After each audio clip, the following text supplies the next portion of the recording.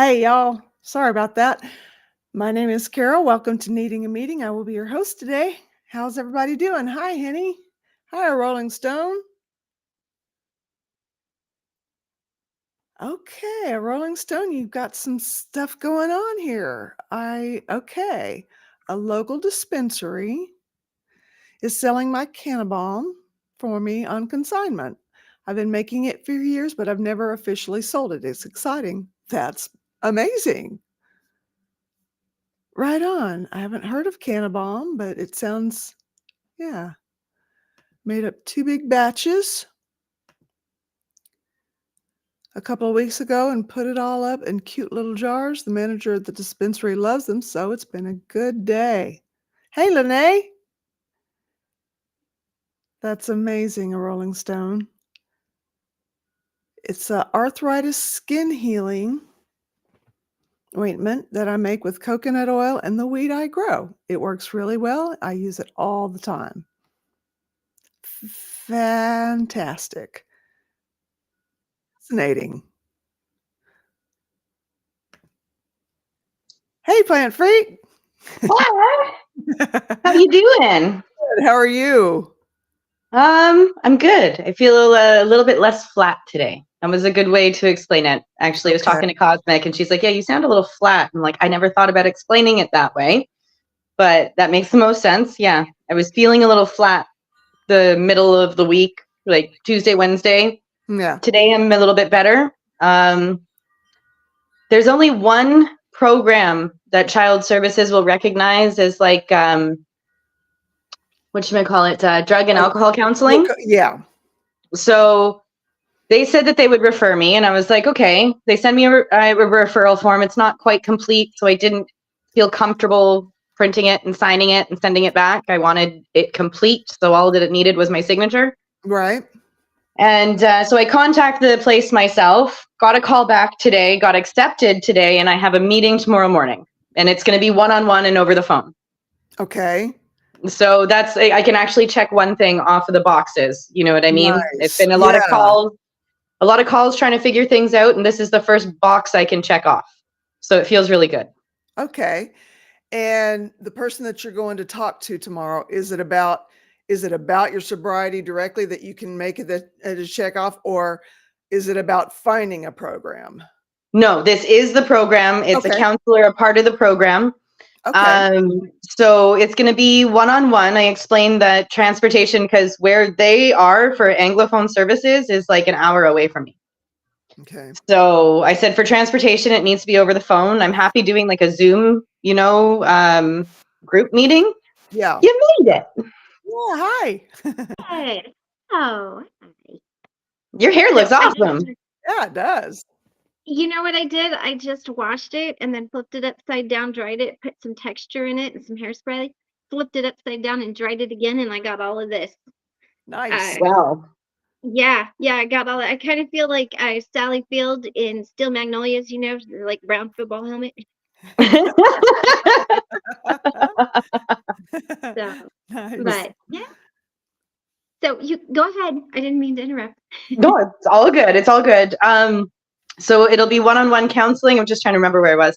One-on-one counseling. And if they want me to do group stuff, then I can do it over Zoom. Okay. So, and it's Anglophone services. So Anglophone means English services. And then I'm just not sure how many people might know that or how many people have heard me describe it before. Yeah, and then the person that I was talking to today, they're just like, you're very precise. I'm like, well, I documented how much I was using every time I used. I documented the days that I quit and was my last use. Yeah. So they're just like, okay. I'm like, this is something for me to be proud of. Yes. And it's something that I'm keeping direct track of. I didn't personally want these things back in my life. It was my partner who brought it back into my life. So it's like, it's the taking of my power back. Yeah. Mm-hmm. So it's those are like those moments I'm trying to keep documented, keep in my calendar. It's like, okay, well, yesterday was 3 months from leaving and 3 months no marijuana.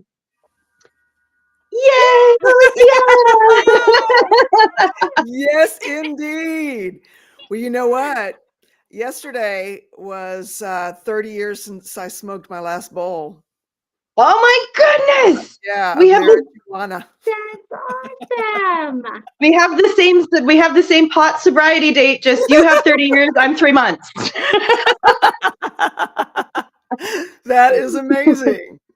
And That then is tomorrow amazing. will be 4 months no alcohol, and then Tuesday will be Tomorrow, you said? tomorrow, Okay. and then Tuesday will be 4 months no hard drugs. So within Wow. 8 days of each other, I have 3 different sobriety dates. So I'm like, I'm gonna celebrate every month All of those them. 8 days, you know. Yeah. Yes. Yeah. Yes, as you should. Yeah. That's So awesome. it's That's kind of awesome. fitting that I got the accepted for the counseling program and everything right now. Yeah. It's like, okay, I'm good with this. And then hearing somebody say, especially from Quebec, say you should be proud of that, because I Mhm. feel like I've been questioned, but of course it's in the situation. Yeah. I feel like I've been questioned. Is it true? Is it Yeah. true? And I'm like, well, hell's yes, it is. And I wish you could see how proud I was. Yes. Like, Right. yeah. That's awesome. That is amazing. I'm so proud. I'm so proud That's of you. great. And like, look how far you've come since the first night that you hopped on. Like, would you ever have imagined you would be here?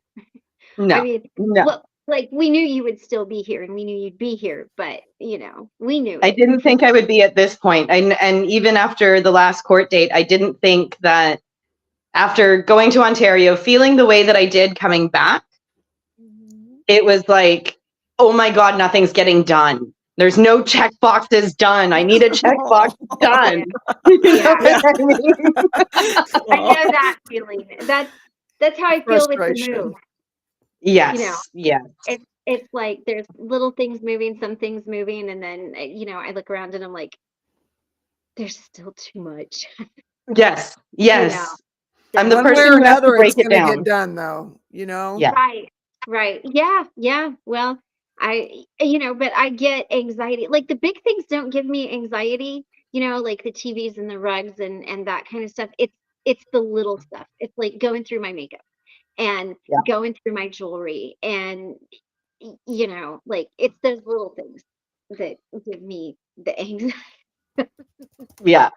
And then thinking about the moment where we all kicked down the door, and I'm going in and grabbing my stuff. I was like thinking about that. I'm like, how do I gather all of my things? Where are all of my things now? And it's just like, whatever. We'll get there when we get there. I'm not thinking about it right now. Right. Yeah. We can make the plan when we're driving down the road. I'll be like, all right, Exactly. With our David Miscavige masks. Exactly. It's like, I don't know what happened, but I mean, if he's really 5'2", like I'm the closest one who could pull him off. Yeah. Both of us are. So we just like throw it on. But I'm brown skin. That kind of gives me away. Just put some lighter foundation on you, It's good. If you don't have a foundation match, we're sorry. And I just want to say thank you, everybody in the comments, for the congratulations and the good job. And Tara, yes, I'm going to keep doing the hard work, and I'm going to keep doing what I'm doing because it's working. It's working. I love it. Yeah. One of the social workers here said to me, they're just like, "Are you just going to do the meeting now with the program's called La Virage?" Okay. I don't know what it means in French, but guess what? I can say it. So they're just like, "Are you just going to do that?" I'm like, "No, I'm not giving up my other meeting. Like, that's just not happening. And if that's what they expect from me, it's never going to happen, because this is what got me down the road to where I am now. Why would I have to, or why would I want to give that up? Yeah. Yeah. So I made sure I noted and documented that as well, because it's just like, I need to make sure that I literally have everything documented at this point. Yes. And everything's being communicated via email now. I'm not doing this phone conversation thing. Yeah. That's Yeah. that's the best way to do it. Email, document everything, write it down, try to avoid phone calls, because then, they could always say, well, no, it wasn't quite that way, or I didn't say it that way, or, like, but if it's email, it's there and you can't dispute the written word. You can always twist Exactly. what somebody says, but it's really hard to twist the written word. And that's why I'm such an advocate of documenting everything, especially in situations like this, or, if there's any kind of mistreatment or anything that you've got to prove, write it down. Dates, Yeah. time, durations, what it was, do it right after it happened, Yeah. that way you can go to, you can be like, here. Yeah. Mhm. Yeah. I was actually a little bit offended yesterday. I was like, done all of this research and like the 6 programs I have found, you won't recognize. Yeah. It's like, but it was on the Canada government website. Like, why is this an issue? Right. And they're just like, well, this one's going to be, the easiest and blah, blah, blah. I'm like, okay, whatever. I'll just do this one. I'm not arguing. Lene, thank you. She says y'all aren't ugly enough to impersonate David Miscavige. Thank you, Lene. Thank you. Oh, and I wanted to say, Carol, that little chicken video, that was amazing. There we go. I can't remember exactly when it was, but I was in my flat area and it was like chicken video. I'm like, oh. That's that little guy that I was bringing in at one point at the end of the meetings. Our pole dancing chicken. Pole dancing chicken. The money shot. And it's like everybody needs a little, somebody put it to me this way once. I love to take pictures of cities and urban things, and not necessarily, like, I do love to take pictures of trees and forests and stuff like that. But I thought, why is that? And somebody said, if you live in the city, you want to see the wide open spaces and the mountains and all of the majesty of nature, because it's not something you see. If you live out in nature, you want to see the cities because it's not something you see. You see the hustle and the bustle and the way that life is. And so I said all that to say, I think the chicken videos and the farm videos are really amazing because most of us don't get to see that. And so it makes our heart really happy. Really good. I've been it's been on my mind like in the last week or so that I should put more farm stuff on. Yeah, it's so Mhm. cute, it's amazing. And people love to see that, and it's a way to share a different part of your life with, with everybody. I will say this.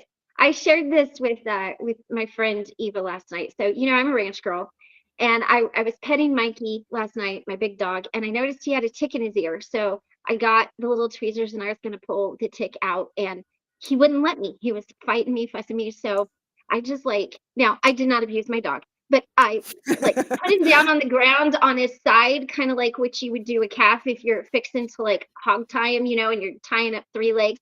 So I had him all wrangled down, and I had my hand over his snout and on his head. I was holding his head down. I had my other hand and I'm picking the tick out, because he wouldn't lay still. And I got done and I went, I got it. And then I was like, man, that was about the most cowgirl thing I've done in forever. I just flat put my dog on the ground, sat on him, and wrangled him down. And I'm like, I guess it's true. That stuff never leaves, it comes back. And it's like, all right, we're going. And he was like side eye, he had his eyes were kind of rolled back in his head. He didn't really realize what was going on. He was fine. We got the tick removed because we have a lot of Lyme disease and stuff out here. So I didn't want to chance it, It's really rampant here too. Really rampant. Sorry, Yeah. I'm sorry that I was talking while you were talking, but muted. I was still listening. Wee Man messaged and he wants me to say, hi, pretty ladies. Say, hey. He'll be here tomorrow night. That's yes, Yay. finally. Wow, it feels like it's been so long. It Yes. has. It has. So I will. I don't know if I'll fully miss meeting tomorrow, but I pick him up at 5. Yeah. So yeah, but I will definitely see everybody on Saturday. Just I know that he's going to be like, I want to say hi. Well, we want him to say hi. Yeah, we do. Just told me he busted out a tooth at school. I'm like, what? What? We'll talk about this later. I'm sorry, buddy, but like, was it loose? Like, can you tell me a little bit more about this? Did you? Yeah. Oh, Terrible. Yeah. Yay. Boy, it seems like it's been a long haul, doesn't it? it really does. It really does. And then the next couple of weeks between it will be difficult, but I'm really hoping that some of my calls line up well and social aid will start processing maybe a little bit faster if I keep being the squeaky wheel. Yeah.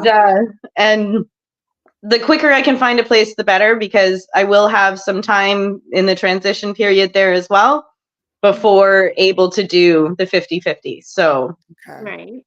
yeah, so I'm just fingers crossed. And the universe has a plan. It will come to fruition. Just not sure what it is yet. Right. Have you been in touch with the person that's helping you with housing? Yes. So there's a program called HLM, which is low income housing. I contacted them.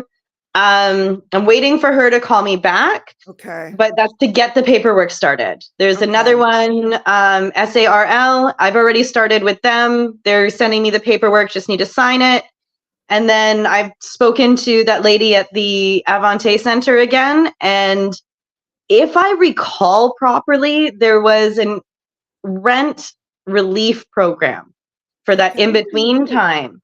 So I could be wrong. I could have misunderstood. There could have been a translation thing. I'm not sure. Mhm. But I text her today asking about it. So if it is available, I just want to make sure that I'm getting all of the avenues started.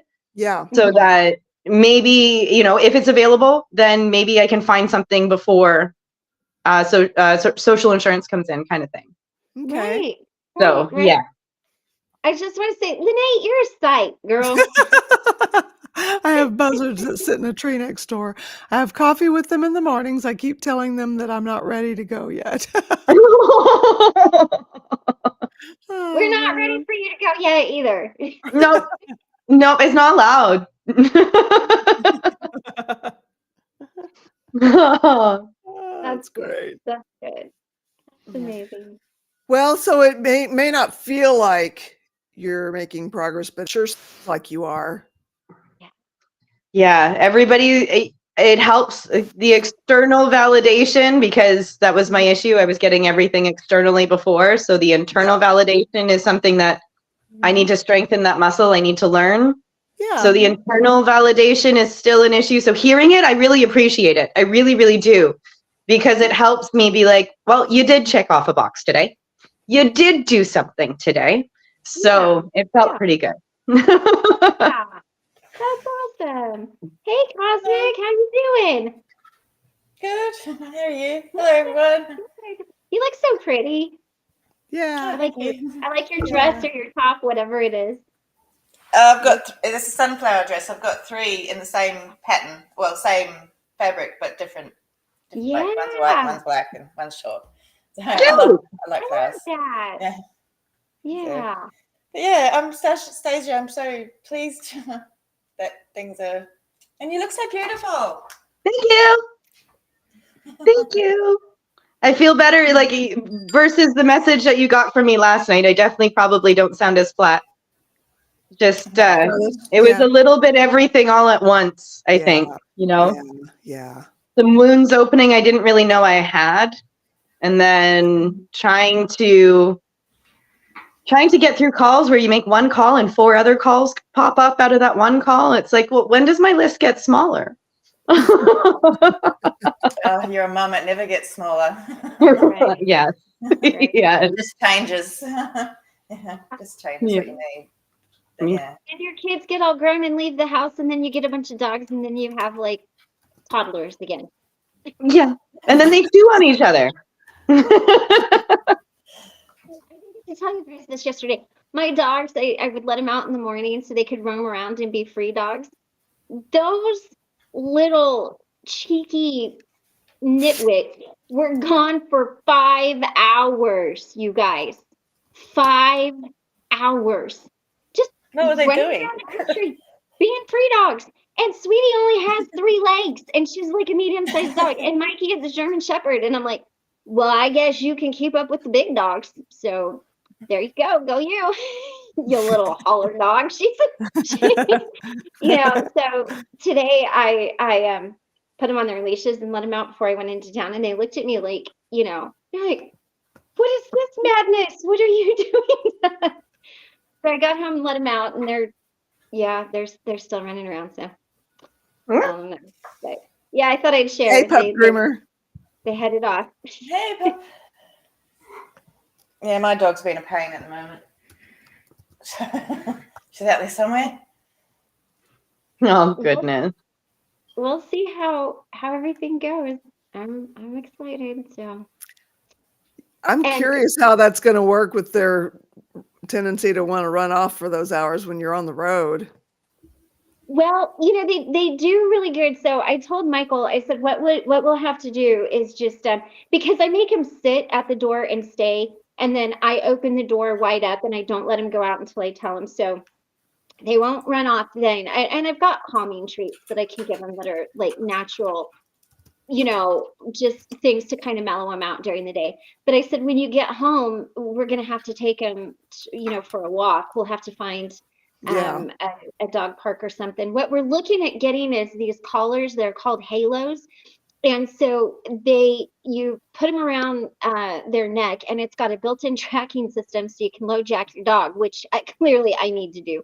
But you can put in parameters of where they can go, and it's got a built-in like electric fence in it. So instead of them just running through the electric fence once, getting the shock, and then realize that they can just go out and do whatever, it stays with them. So you can set parameters for, like, if you're at a park or whatever, that way they can run, but you still have control of them with an app. So we're going to get those. So that will be helpful. But I told him, I said, we're going to have to go walk him, especially Mikey, because he's a German Shepherd Lab mix. I mean, that dog. He needs energy. Yeah. And Sweetie, she just, she keeps up with whatever's going on. But I also told Michael that he was the one that was going to be handling Mikey. So have fun with that. I'm taking the easy one. Yeah. You take the big dog. But it should be good.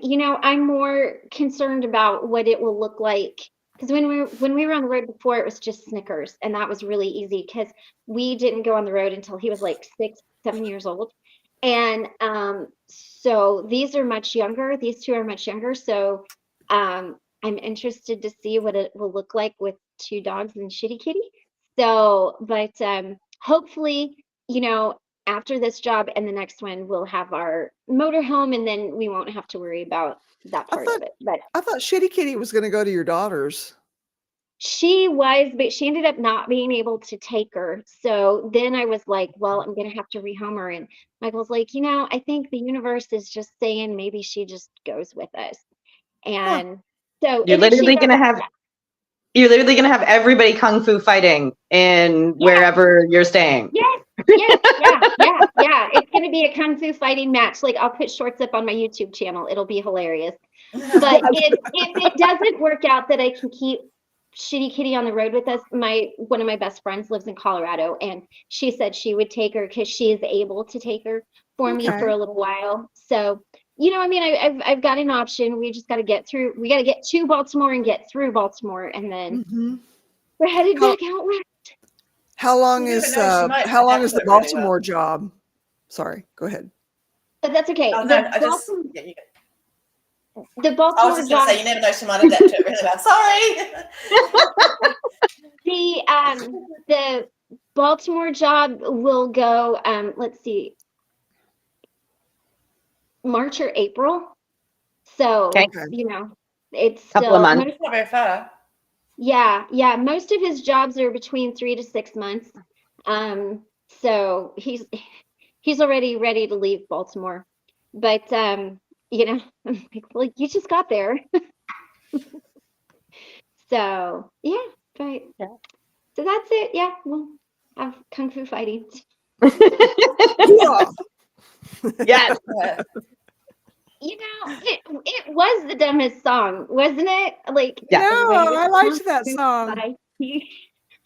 I liked I've heard It's it. dumber songs. entertaining. But It is you an I know, like entertaining, catchy song. yeah, I was it a little was, kid though.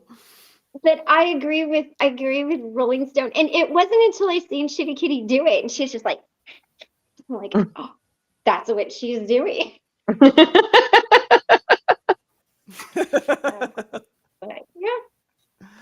So Cosmic, how are you? Is everything going good with you? You still doing good? Yeah, 40 today. Yeah, Degrees? 40 days. No, 40 days. days. Yeah! 40 Another Mama Woohoo! days. 40 days. That's Yeah. amazing. So, How are you yeah. feeling? Oh, yeah. Same old. Nothing much has changed really. So everything else has stayed the same, which I guess is something that people should tell people. Yeah. Yeah. Yeah, that makes sense. Yeah. And that's kind of doing life the way it is. Mhm. Yeah. That's a lot Hard of line it. in life. Yeah. So, but yeah, no, everything's all right really. So it's just a matter of keeping going. So Yeah. yeah. Yeah. So, I understand that feeling. No, Yeah. I'm not alone in the house today, so I can't say everything I would like possibly to say. Okay. Aw. Yeah, just personal stuff, because But yeah, Okay. Okay. so yeah, but everything's all good. Oh, gee. Okay. There you go. Yeah.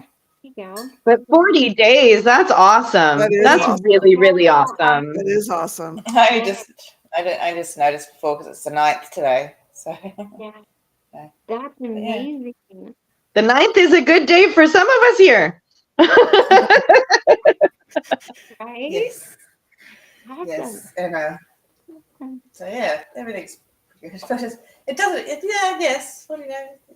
I don't know. It doesn't really feel like that. So I guess because I'm not counting, really. Yeah. Right. So Right. but yeah. Sorry if I'm a little bit flat today myself. I've only just really woke up at 7:00, so I've been up an hour. You're up super early for this anyways. I understand. Yeah. I Yeah, get I have it. to drive my son to work. Yeah, and to drive my kid to work and all that sort of stuff. So, but yes, fun stuff. And my friend's probably going to be moving out here because out this way anyway, because there was a murder, a stabbing at their local shopping centre. Oh my So they're gosh. pretty terrified. Yeah, well, it's where I go as well, and it happened at night time, and I always park underneath the we've got car parks, and I always park underneath because it's easy to get in and out, just driving. And yeah, it happened like 6:00 at night. Oh From wow. That's Wow. Grand, yeah, all for a car. They stole it was like an Astra or something, or Getz. It was a Hyundai Getz. They murdered her for a car, and a grandmother in front of her daughter and granddaughter. So, Oh my God. so now my friends are really, so they're really wanting to get out. So I may be moving sooner. Who knows? So It Yeah. just depends on if they find somewhere suitable that I can live as well. So, Okay. because I guess we're not. These things happen everywhere. Yeah. You know, it's not like nowhere is safe from these sort of things. But I guess when it comes and hits close to home. Yeah. Oh yeah. Yeah. Oh yeah. So, Oh my gosh. yeah. Oh, I can only So imagine. it was last weekend actually. So Oh. now they're all ready to move. Yeah. So Wow. mm, it's devastating. I scary. just think, mm. yeah, it is a bit. And I just think I feel so lucky to live in the place I do, and because I I could walk to the shop at midnight or walk to Macca's at midnight and I'll be fine. I've done it. Yeah. I've never felt fear walking around at night ever. I always figured if I just act a little bit crazy, everyone will avoid me. Worked so far. Rolling Stone. Someone was murdered, stabbed near one of my local shopping centres, and my friend's local shopping centres. Now they're moving. So, but yeah, it just shows that you could go shopping one day and not come home because someone wants a car. Yeah. Isn't that very? That's It is insane. Golly. Yeah. So, but I suppose you've got a different sort of example of it where your kids could go to school and not come home, you know? Yep. Yeah. So it's not to say that we don't have violence over here as well. We just got a different sort, I think. Yeah. Well, and you know, it's scary when you realize how close it is, you know, to you. That's, Yeah. you know, it really opens your eyes. And yeah, that's It's changed my whole perception of going to her house now because I don't know, it used to be fun. Like I just drove there yesterday and just going to that place just seems darker now, shadier. Yeah. I don't know, and it's nothing's nothing's changed. The weather was nice. It was all fine. It was just something's changed. Yeah. The energies have changed. Yeah. well, Yeah, you so know, it's just in Sorry. Colorado, when they had the first school shooting, you know, at Columbine, the Columbine flower is the state flower of Colorado. And, you know, that changed everything for everybody in Colorado. And I remember when my kids were going to elementary school, like in kindergarten, they, instead of like we used to do like fire drills or, you know, I mean, when I lived in Kansas, we did tornado drills. They were doing active shooter drills in kindergarten. And I just remember thinking, the world has changed so much. And then now my grandkids, my granddaughter started school today, like, well, preschool, but you know, I mean, that's the world that they live in, and that's scary. It is scary. it is. It's really scary.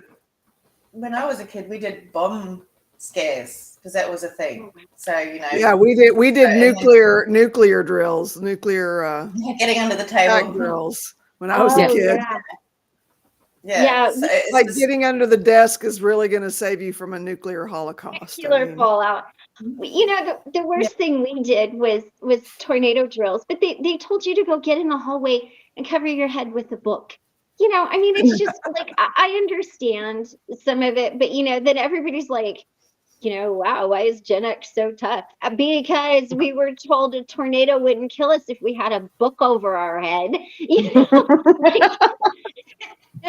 but it is, you know, it's just it's amazing to see that. And then when it hits close to home, it really does change how you look at the world and how you kind see of things. takes everything and you kind of look at everybody a little bit different. It does. Yeah. It does. You know, you start really being suspicious of people, you know. Yeah. And I'm not like that. I actually don't look at people when I go anywhere. I'm off in my own little world. But now I'm like, when I'm there, because I'm just like, I don't know. So you know, and I remember when I was living in Wyoming, one time, I've lived in Wyoming like 12 different times. But one time I was living in Wyoming and they had found, and this is like a safety tip for anybody. So it's going to be kind of a little thing, but then there'll be a safety tip. So there was this woman that had been missing for like decades and they couldn't find her. And this guy on this property died. And so they were kind of like looking around the property or whatever. Well, they ended up finding her. And so they got in touch with, you know how there's like ex-cons that then go and they tell people how not to be like taken advantage of or, you know, what to pay attention to. well, it was all over the news. This guy said, you know, he goes, I could kidnap a woman in broad daylight in a busy gas station in 5 seconds and no one would know. And he said what he looked for was people with buns or ponytails in their hair and who was not paying attention, who was on their phone or talking on their phone, not paying attention to what was going on around him. And he said that he could just pull up next to the car, grab them by their hair and throw them in the back and be gone before anybody even knew what was going on. And I used to be like that before, like you, Christy, where I didn't pay attention to what was going on around me. And I heard that. And man, I tell you what, I started looking around me. I am off my phone when I'm in public. Like Yeah. I'm paying attention to who's around me, what's going on.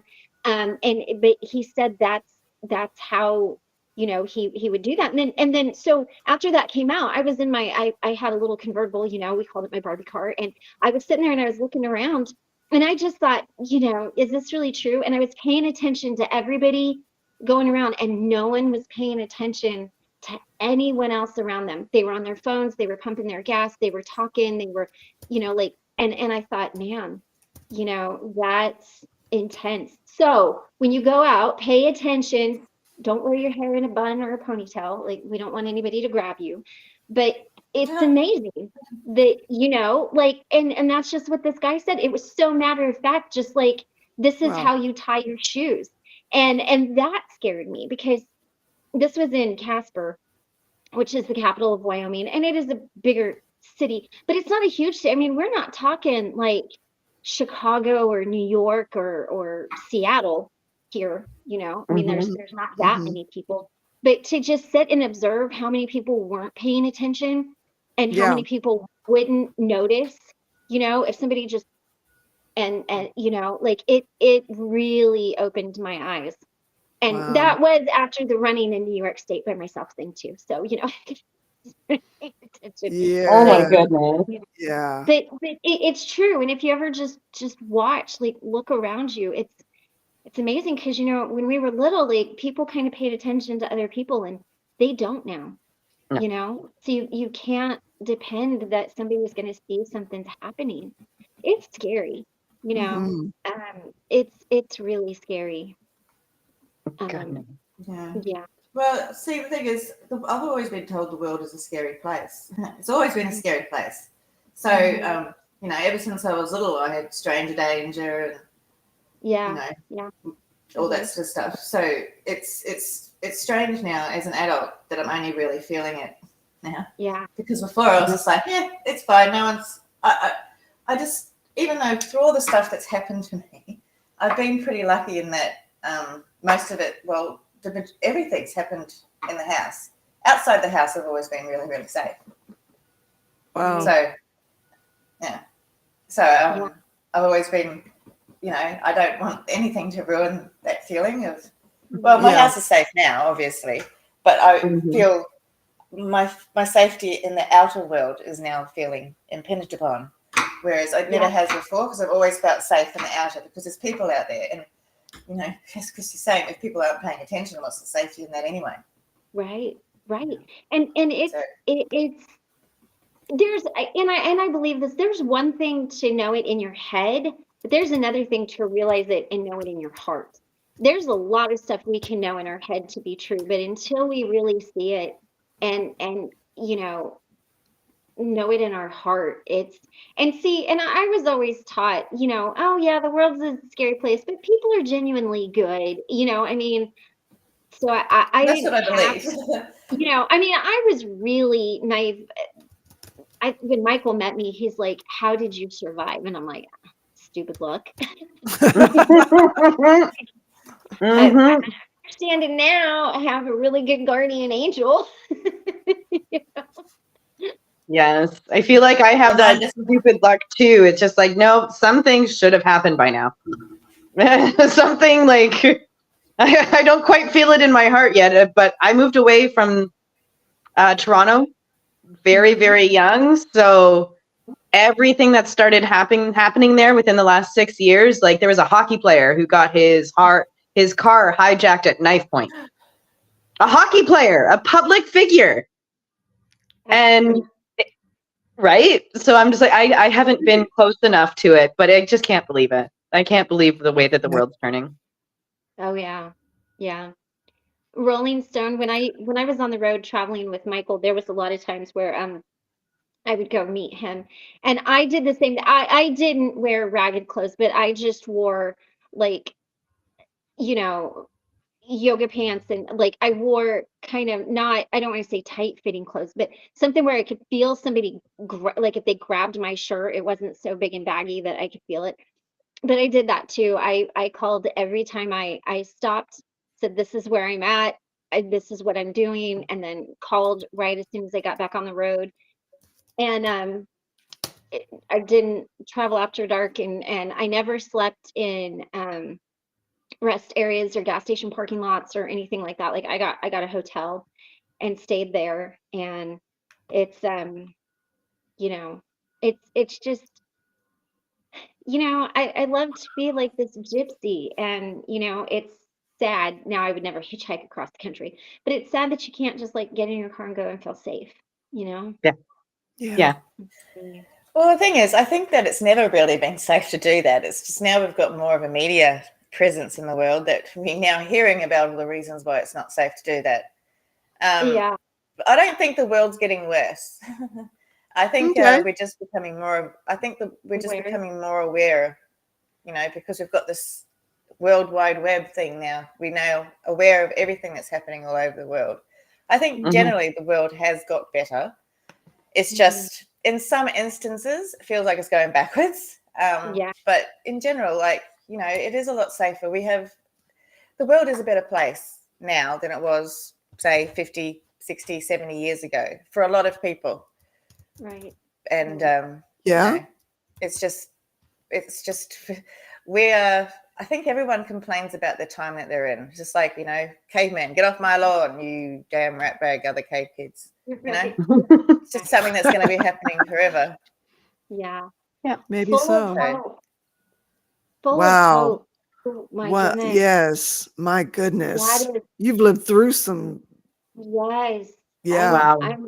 Thank you for sharing that here. That had to have been a difficult thing to share. Mm. Can you? And Yeah. all off grid. I hope that you are finding a way to work through this, whether it's with therapy with a professional or through journaling or anything like that. I think resilience is an important word. Yeah. I think so Yes. too. Yeah. Yeah. Because I think in some ways Wow. we all have some version of resilience because we're still here. Yeah. Yeah. That's true. I Yeah. don't think that it's put enough emphasis is put on it, not just through sobriety, but surviving anything. Yeah. I don't think Yeah. enough emphasis is put on the word resilience. Yeah. Yeah. Full of hope. I'm just so glad you're here. I'm so glad you're I on am the boat. too. I'm so glad that Yeah. the boat was helpful to you. Yeah. I just, yeah, I don't Yeah. have the words in those situations. And, Other than to say, I'm really glad you're resilient that you're here. yes, Yeah. yes, You're I am very able to glad that share. you were doing. I agree. I agree. I agree. That's an amazing Yeah. thing.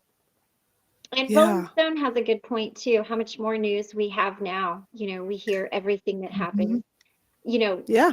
If Walter Cronkite didn't know about it, we didn't either. We didn't either. Yeah. I also wonder, though, because of the media, and I understand this point fully, we see more of it now, but I also wonder how many of those individuals with issues are learning from what they see on TV and what events they've seen happen on TV. The ones that might not have learned if they didn't know about it, You think Right. they'll have learned anyway?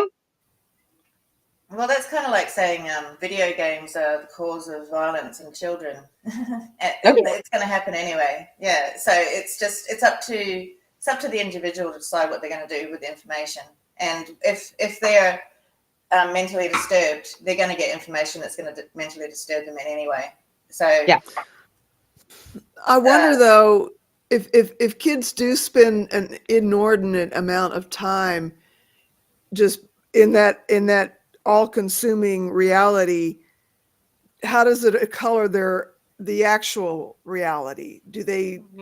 Are they advanced enough in their thinking to be able to decipher reality from not reality? And I don't know.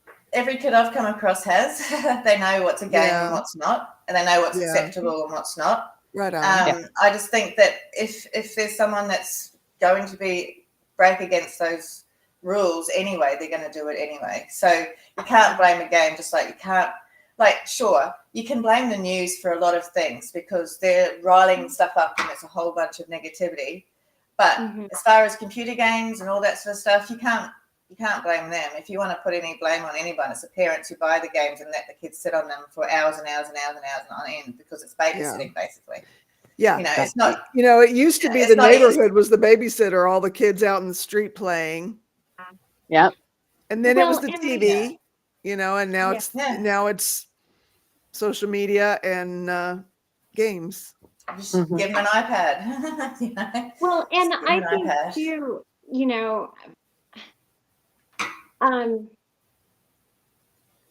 I think when parents are able to be involved, I think that does help a lot. I am not blaming parents, by the way. Like, I'm not saying they're, whatever.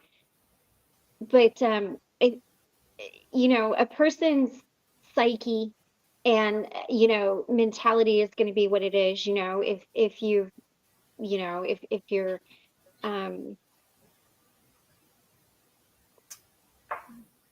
kind of a little more predisposed to some of that, but I think it's important for parents to be involved in their kids' lives.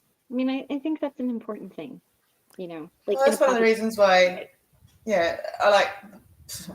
so I didn't want my kids to play games until they were older, until, more developmental brain stuff and also more age-appropriate games like no GTA when they're 5, 6. Sure. And then I got them back and they'd already been playing GTA and it was one called Saints Row. And I'd never really heard of Saints Row before. And then I watched it, I was walking past watching it. And they're throwing, one of the weapons is a intimate woman's toy, I guess you could call it. And I was like, I was, what the hell? And my 6-year-old daughter was playing this and she's like, hey, look, Mum. She didn't know what it was. And they're going, right. Like, who the hell even bought this game? Not me. It was the father. But it just made me make sure that every game I bought them after that, I watched Let's Plays on them so that I knew exactly what was going to happen in that game. Because, as a parent, you can look at something and it looks like bright and pretty and looks like for kids, which Saints Row absolutely did. Completely different to, GTA as far as it covers. It looks like a cartoon game. And, you can look at the game, look at the back and see it's probably all right. Get your kids to play with it. And then, 5 hours later, they're throwing around dildos. So, Oh, nice. Wow. Yeah. Wow. Sorry, that's the Saints Row game. Yeah, I know. So it's just, it's just one thing I can ever say is if your kids are ever really interested in gaming, do sit with them and watch them play or grandkids or anything because it's something that's important to them. And if you show disinterest, they're just going to get more and more interested in it. And if you start thinking that it's cool, they'll stop playing it. The thing that stopped me to get my kids to stop dabbing was I'd sneeze. I'd go, shoo, at the shopping centre all the time because they were going everywhere. It'd be like, hey, Mum, dab. And I'd be like, stop it. So I started doing it. And as soon as I start doing it, it stops being cool. Yeah. And even with Wee Man, as soon as he started getting into video games and whatever the appropriate level is with his father, that's a different story. But for me, I tend to get involved with them, especially now. In the situation, it was a little bit harder because I was so emotionally exhausted. But now I'm like, no, let's figure this out together. Let's do this together because hey, it's time that he wants to be spending. I may as well spend that time with him too. That's the way that I see it. Yeah. And it's also fun. And also Minecraft has been proven to help children's development. And his reading skills are so amazing starting to play Minecraft, I'll be honest. Yeah, well, they have to learn the words to read stuff. But yeah, it's just like there are pros and cons to everything in life. Just too much TV is bad. Too much sport is also bad for children. That's true. for their bone growth and It's like, development. Yeah. yeah, it's and over here, like yeah, big especially the sport. development part. I mean, you start thinking that life is that, and it's not. Yeah. Yep. Because of how, I Yeah. mean, So there's so much more, like you have to be there all the time, so much more than when I was in school if you're going to play a sport. Like so Mhm. you you're have on a to get professional level. They're kids. They're Yeah. kids. yeah, and it costs so much for the parents. And then like if they don't make the team, they're the Mhm. you know, when I was going to school, we had if you wanted to be on the team, you're on the team. You know, That's they right. just make more teams. So Yeah. now it's like, no, you've got to be the best to be on the team. And I understand that, but to get like, sure, once you get to high school, fine. But in primary school, just give them the joy of loving sport, you know, Mhm. and running around and enjoyment. And, you know, let every kid feel what it feels like to win in primary school. And I know not like participation, not the participation stuff, just like, you know, don't give everyone a trophy for participating, you know, Yeah. but it's like, but just teach them what it feels like to win at something, you know, Yeah. so that they have that feeling in the future. Yeah. So as we're talking about sports here, I forgot to tell you guys. My daughter tried out for the school volleyball team. She's in grade 8, and there's no making extra teams. There's only one team. And she was so anxious and so paranoid about not making the team. Mm-hmm. She just played her second game this week. She's on the team. Good. So we're looking into like Yay! a volleyball camp for her to up her skill over the summer so she can try out for the high school team. Awesome. Nice. Awesome. That's I exciting. wanted to address Full of Hope because she's Yeah. saying A some kind of heavy stuff lot going on. here. Yeah. And Yeah. not that Yeah, what I'm we trying were to keep talking up with about was messages. important, but she said she was here specifically because she kind of needed a meeting. And I wanted to look at, so she said her autistic sister had been lying to her, and she said, I'm hoping to figure out if I approach her about it. She never contacts me except for money. Should I just let it go? By the way, it was my eldest sister that told me. So Full of Hope, this is my personal experience because not with my family, but with other family members specifically who, if payday is Thursday, they show up Wednesday. And, you know, this is how I see it. If that person is only approaching you because they want money, that is a transactional relationship. It doesn't matter the state of the person or whatever, that is a transactional relationship. And you aren't obligated to be their personal bank. And you know, if they need a bank, then there are banks and credit unions out there for them to go to. I know it sounds really harsh, but you know, that's transactional. That is not a love-based relationship. If someone's not calling you saying, how are you doing, what's going on, Yeah. you know, or if they're only doing it around money, Mhm. you know, you have every right to stand your ground and set that boundary. And just to be clear, I had to do it with my mother-in-law when she was alive, and there's certain other family members extremely close to me, we're talking immediate family, that I've had to do that with as well. And it is difficult. It's not Yeah. easy. But you know, and again, I am just so sorry. But you I'm know, so sorry. Yeah. if someone's Yeah. being dishonest with you, Yeah. then you know, it's a it's a very difficult situation, and you're going to feel bad however Yeah. you go about it. That's true. You are That's going true. to feel bad if you put your foot down. Mhm. You are going to feel bad, but in the end, it kind of shows you what they're made of.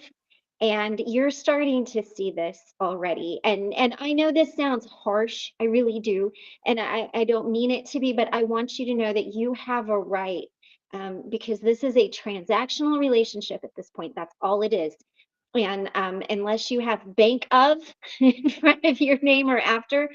And another thing that's really important is you are not obligated to help someone if it's going to do detriment to you. So if you are not paying your bill or not buying food or not doing something to help this person who's only coming to you for the money part of it, that's also, you have a right for your own self to stand in that boundary. But I send you all the love with that, because I have been there with family members, and I mean immediate family members, where you have been lied to. I can't tell you the amount of Yeah. times that we have been lied to, flat out, blatantly lied to, and Mhm. hornswoggled by, Just to get some money. yes, You're yes. gonna lie to your own family just to get some money. And No. and it's a tough place to be. It's a really tough place to be, if you're having to tell a brother-in-law or a mother-in-law, or something like that. Um, so I do want to say that I am so sorry, because that is a difficult thing to navigate. And before we go on, surviving together, she said she will do her first live Friday, Live February 9th. Friday, Saturday, and Friday Eastern time. I did put it up briefly, Awesome. and I can do so again. Yes, but No one, Full of Hope says, no one calls me, not my family, not church, friends leave, but I've got a lot of baggage. So don't we all? Isn't that It's what too friends are much to for? ask for a friend to be with me. It's not. Thank you for your advice. I've given away maybe $100,000. That is you so know, much money. Oh, full of that hope. is a lot. You know, there is I said this to a close family member. There is a fine line between helping and enabling, and it That's true. sounds like maybe that line has been crossed. Helping is one thing. I will help anybody. If you need groceries, let me know.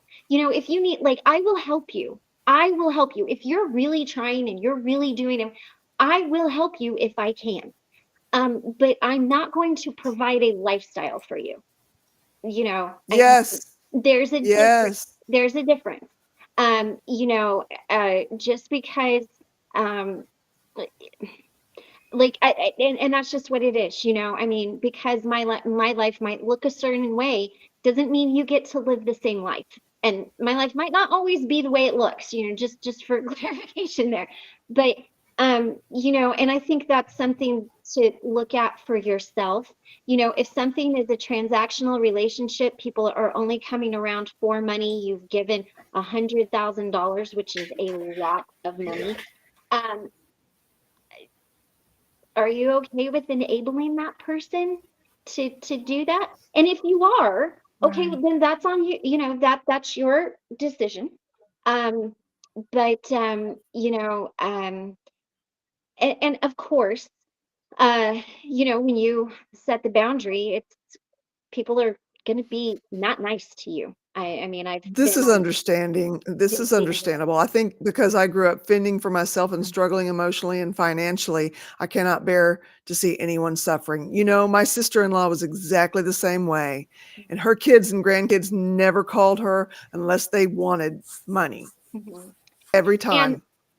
and full of hope. My And husband is and that she way. can't stand to see anyone suffering either, but Yeah. eventually she did have to put her foot down. And her son Well, did come that's back to her for more than Yeah. just money eventually.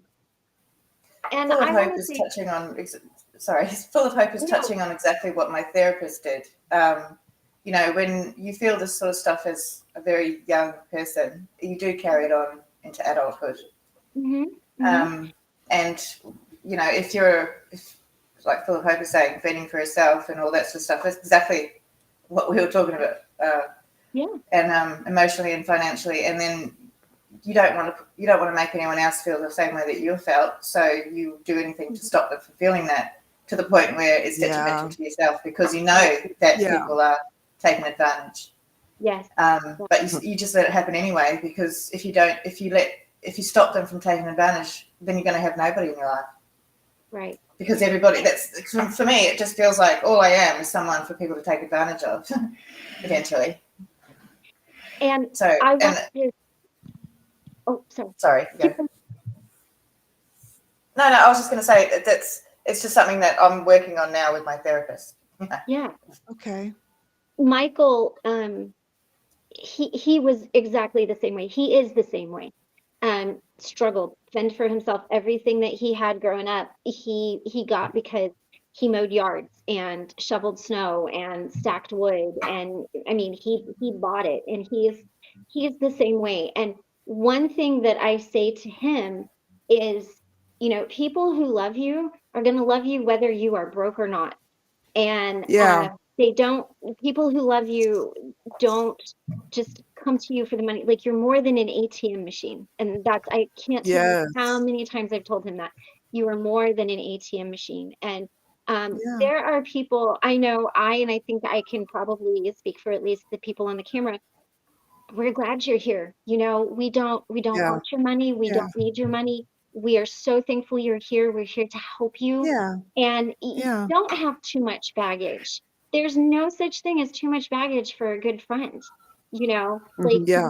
you are Yeah. worthy of love, and you are worthy of a Yeah. good relationship, and you are worthy Yeah. to not be taken advantage of. That Yeah. Mhm. that is, you have those y- you know, um, you're worthy of all of Hmm. that, you know? Yes, I'm no one's ATM. I don't understand why, but daughter stopped talking to me when my mom died, but then maybe because she no longer needs me to pay her college fees, she's gone too. Oh, Mhm. She says she's got no I'm one at the moment. sorry. Yeah. I'm so So, sorry. full of hope. I'm on the Lifeboat Facebook group, and I don't know if you're in the Needing a Beating one, but Yeah. yes, I have a busy time right now, but please reach out to me. I don't want you feeling alone. I know too well what that alone feeling is. And when we were talking earlier about my first meeting here, I was feeling that. I was feeling like I was not worth anything to anyone.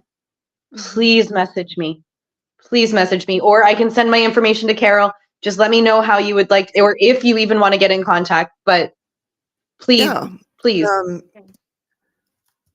you can email me. My email's in the description of the video, as well as the about page, but I'll put it up here too. Mhm. If you want to email me, feel free to do that, and I will put you in touch with anybody you want to be in touch with, even if that's me. Yeah. Because And 100%, and I think we're, like Christy had said, I think I'm talking for everybody on screen and everybody in chat as well. We don't want you feeling alone. We've all felt alone. And what is it that Tommy says? Connection's the opposite of addiction. Mhm. And not only that, even if you don't have a typical addiction, we all have some form of addiction in life. Mhm. Yeah. And it gets worse when we feel alone. And I don't like that feeling for myself, and I don't like that feeling for anyone else. No. On a Oh, lighter note, my dogs yeah. are addicted to running around the countryside in Kentucky for 5 hours. So, you know, even animals have them. Doggy addictions. Lighten the mood a little bit. Yeah. And Carol, I'm curious, how is your dog doing? She's hanging in there.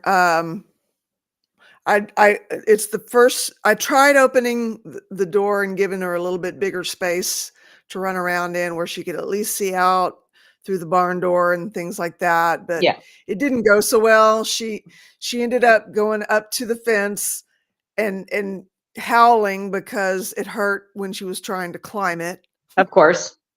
She's trying to climb it again. Oh my goodness. You think she learned her lesson by now?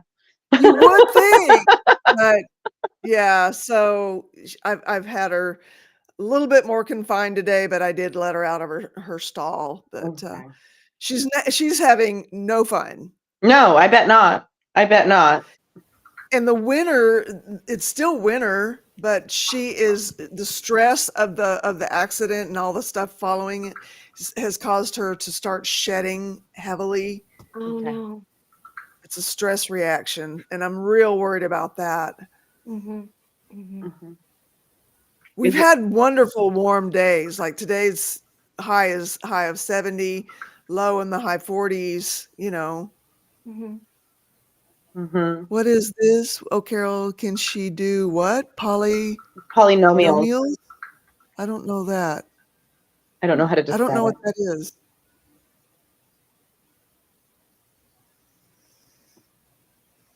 I don't know what that is. I think it's, Polynomials. isn't that a Sounds like mathematical? Sounds like Sorry, math what? in my mouth. I want to spit it out. Okay. Yeah, when I Google it, the first thing that comes up is like math equations. So getting Math. close to like Okay. the calculus statements there. Polynomials. Yeah.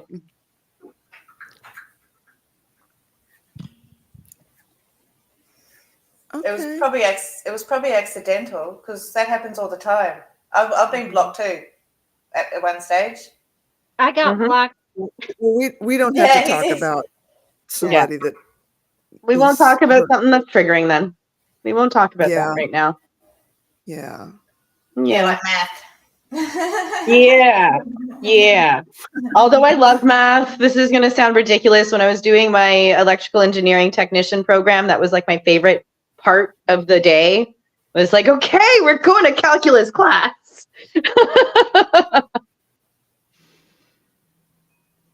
That's funny because I was my dad's favorite and I never asked him for money, but he was always offering me. And the other kids are always asking him for money and he never gave it me. I never took his money.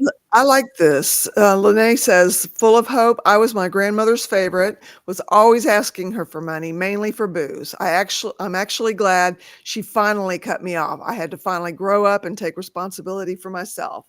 Mhm. Yeah. You won't know until if your sister's able to come around that way until you put it to the test and stop being the ATM. Thanks, Ben.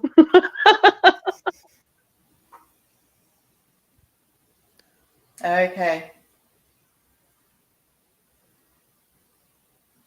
Me and calculus. That's all. Yeah. It's a problem. Well, okay, well, I'm sorry. And I don't really want to, No. but you're welcome here. We love you and we are here for you. And this is not a small thing that you're dealing with. No. That's a tough thing to have to wake up to, Do you think realizing. with your niece, it's your niece, isn't it? Not your daughter that's taking the Sister, money. I thought. Sister, I I think. thought Yeah. it was a sister. Okay.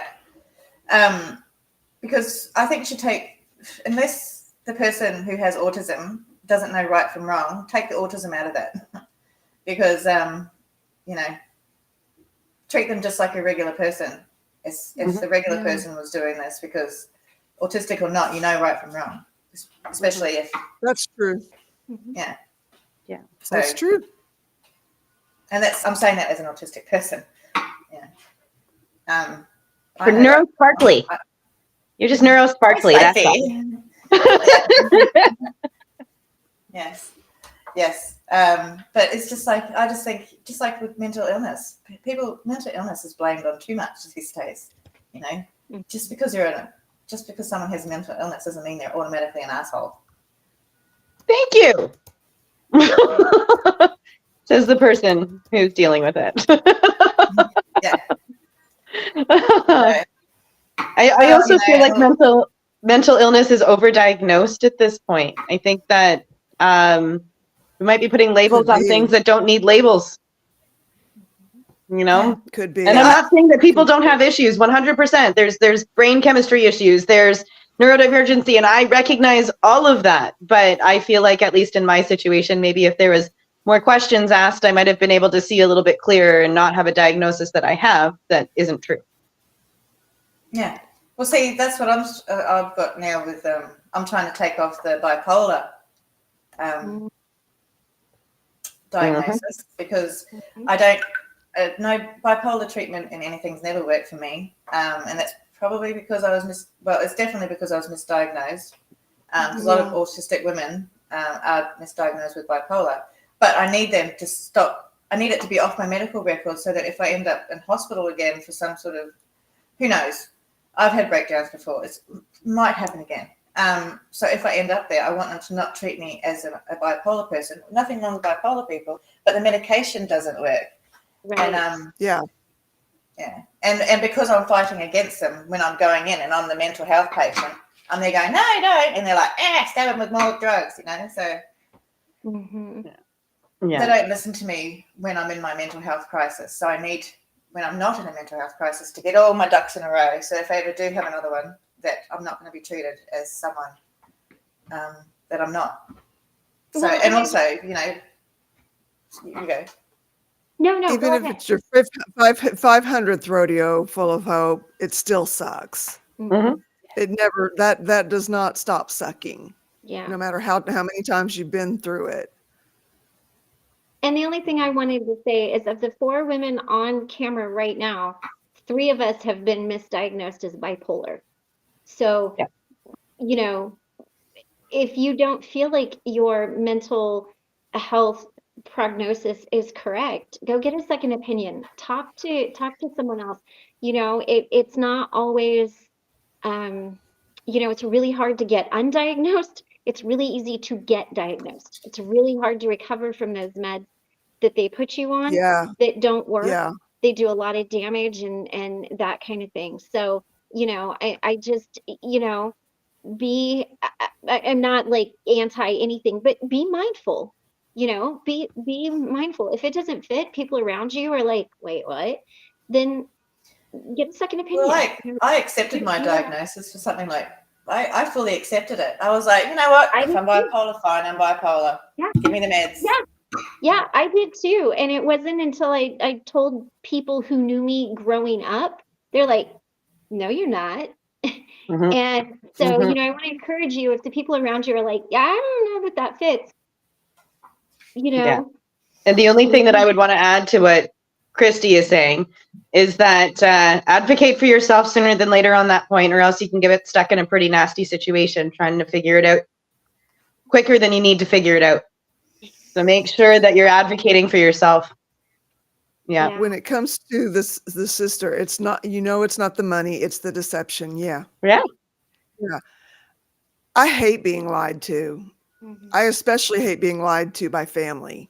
Mhm. Or close Mhm. friends. That's just a betrayal you don't recover from readily. Yeah. Mhm. And I have a nasty habit of, if I find out that you lied to me, I'll lie back. You know, I'm that person who's, you know, you should feel what I'm feeling. But then at the same time, that person probably isn't going to feel what I'm feeling. I'm learning this lesson now. 37 years old. It doesn't matter when you learn it, as long as you learn it, you know. That's it. That's it. And I think that's why I'm so firm with my boundaries. Like Carolyn and I talked about this. I'm like, you're done. That's it, you know. And I think it's just because being lied to, you know, being lied to by an ex-spouse, by you know, not my family, but other family members, you know, being taken advantage of, you know, misdiagnosed, put into all of these positions. And that's why, for me personally, like my first line of defense is to fight. And I'm gonna be like, no, I'm sorry. You know what? You done crossed a line. See ya, bye. And that's not always how you need to handle it. You know, I mean, be gracious. Like I'm learning to, but I do think that's where those hard and fast lines for me come in. And I was like, Mhm. you know, Well, see, I think and I can cut people off, but only when I know that's it. But see, the thing is, I never know when it's it until yeah, something big happens, you know. So right. Yeah. I always hold out hope for people, and I think that's my biggest. And you I know, don't think it's a fault. I don't cut people off Oh. completely. Like you have to do a lot for me to not ever talk to you again. Just saying. If I'm ever like I'm never speaking to you again, you probably need to sit down and reevaluate life. But I will cut you off in a moment and I'll be like, you know what? We're not having this conversation and I'm not talking to you for the next week. So enjoy. I will call you later. You know, and it is swift and that's why sometimes too when you see me on here, I'm like, nope. sorry, that's just that's where that comes from. And it's that protective part of like, Yeah, been through too much, not letting people do it again. Sorry. Not My mum sorry. was diagnosed right too. She's on her right meds now as well. So, and that's another reason I was like, well, maybe I am bipolar because my mum is, but I'm definitely not.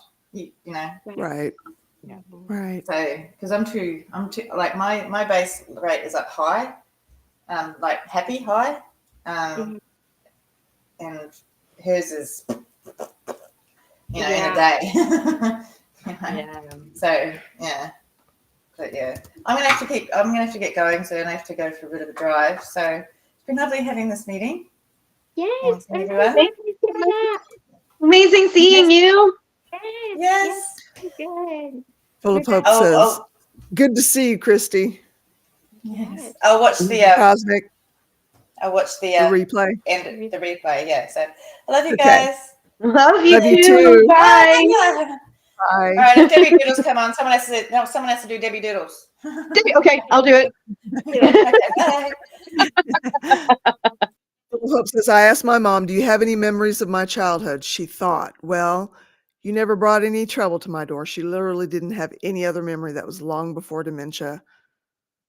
That is, I don't even know what to say. That is very sad. She told a few stories. I replied that no, that was that sister or that was the other. Then she realized I got nothing. I don't recall anything. Wow. Ouch. Ouch. My goodness. Full of hope. Oh, Wow. Full of Hope. She sounds like a very sad person, Rolling Stone. Ben says, yeah, I get that with my mother too. And she doesn't have dementia. She's just a diagnosed psychopath. Mm-hmm. Mm-hmm.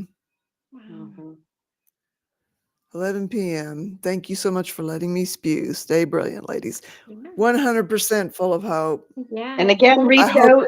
I hope it helps. Yep. Oh my goodness. Yeah. Well, what do you think? Have we had a meeting? I think so. Yeah. I feel like I it. have. Yeah. I feel like my little part of the day where everything gets a little bit better has happened. Yes. Well,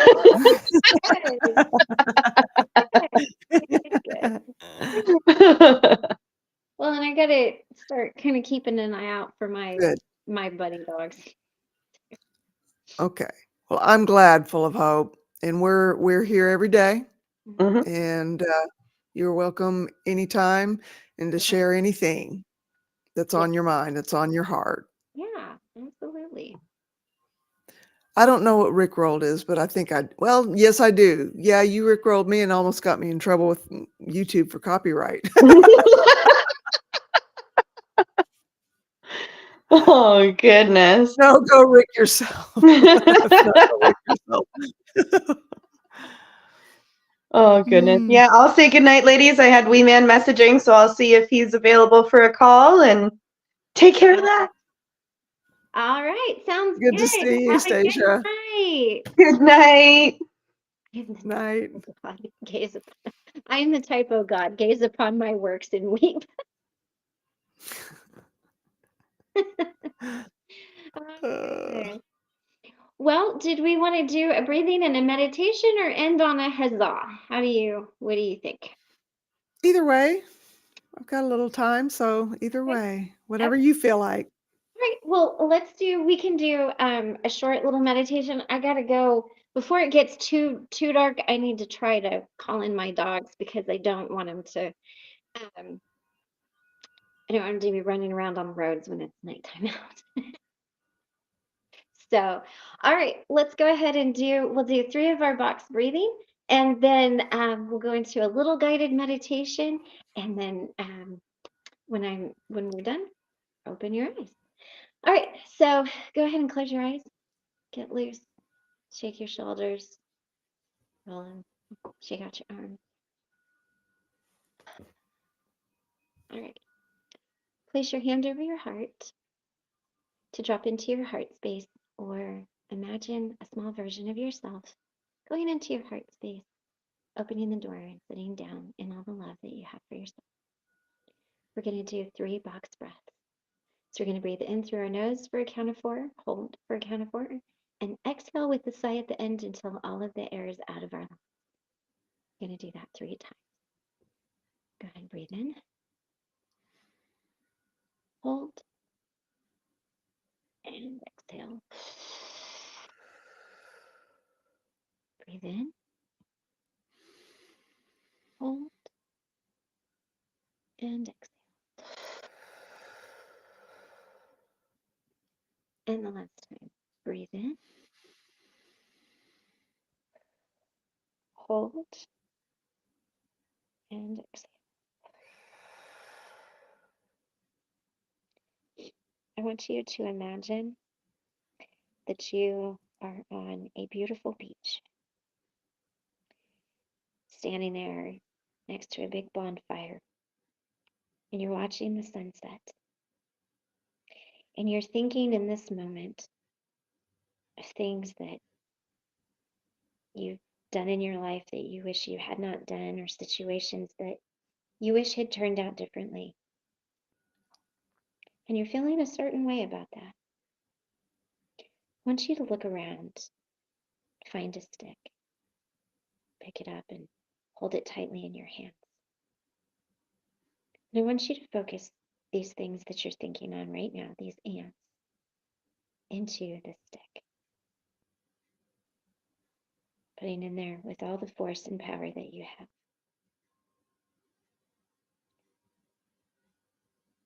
Then I want you to take that stick and I want you to throw it into the bonfire. And watch it burn, and the sparks and the smoke rise up into the air. So those negative things, even if just for the moment, burn up and float away. You look down the beach as the oceans crash against the sand, and you see us, and we wave to you, and you motion for us to come over.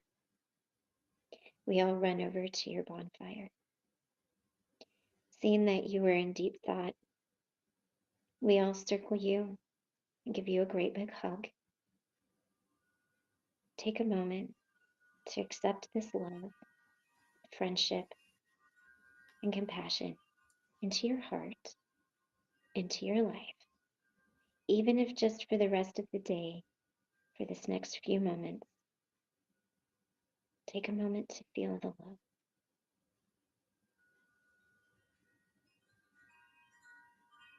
And as we grab each other's hands, we look off into the distance as the sun sets beautifully into the ocean, thankful for the tribe, the connection, and the friendships that we have here. And with a big smile on your face and comfort in your heart, knowing that you are not alone, when you are ready, open your eyes. All right. Well, that was a good meeting. And I just want to Yeah. send out love to everybody. We're all going through our own struggles, and just know that I appreciate each and every one of you. And I'm so thankful for the commitment that you make to yourself every day to show up here, to be a part of this amazing space Carol's created. And I will see you guys tomorrow. Take Thanks, care. Christy. Good to You're see you. welcome. Thanks, you guys. It was a good meeting. And I hope that you feel better, full of hope, just getting some of it out. And thank you, everybody, for coming around and being supportive of us, of her. And yeah, this is a wonderful community. And thank you for being part of it. It means a lot. And I hope to see you again next meeting. And until then, you guys, peace, y'all.